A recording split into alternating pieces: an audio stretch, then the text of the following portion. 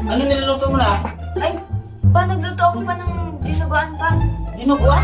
Oo. Bakit ka nagluto lahat ng dinuguan? Anong naisipan mo? Para pag, di ba magdinegosyo tayo? Oo, marunong na ako magluto niyan. Ay, ano?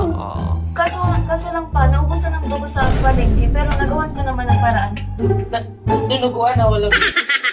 Oh, tingin nga. Oh, tikman mo pa. Anong klase yan? Masarap yan pa. Oh, dinuguan naman talaga ito ah. Walang pa ako nagluto. Dinuguan nga niluluto.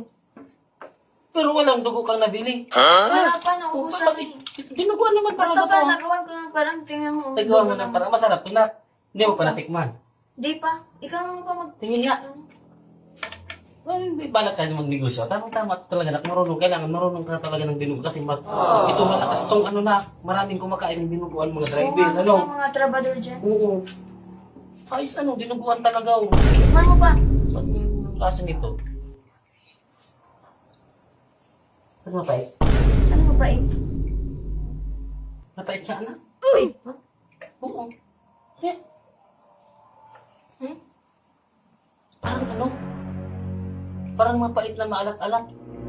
Eh? Ba't anong nilagay mo dito? Ito pa nilagay ko dyan. Ano yun? Ano yan? Kukuha. Kukulay naman ng dinuguan ha. Oh. Kukuha! Wala na kasi dugo sa palengke. Ito na lang. Anong klaseng luto yan? Dinuguan na karne, tapos kukuha nilagay. Kukulay naman pa. Kahit nakakulay, hindi yan pwede na. Walang pag-asa ng negosyo natin. At pag ganyan ang luto na. Sayang.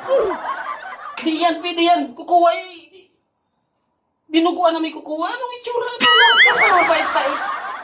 Oo, Lagyan dinuguan. na lang ang asukal. Dinuguan niya ang kulay. O, tingnan mo naman yung lasa. Saan mo natutunan yun? Kukuha na, dinuguan. Walang pag-asa ang negosyo natin. At pag ganyan ka magluto na, tigilan mo na yan na. Ano yan lang yan, lagyan mo asukal. Gawin champurado naman yan.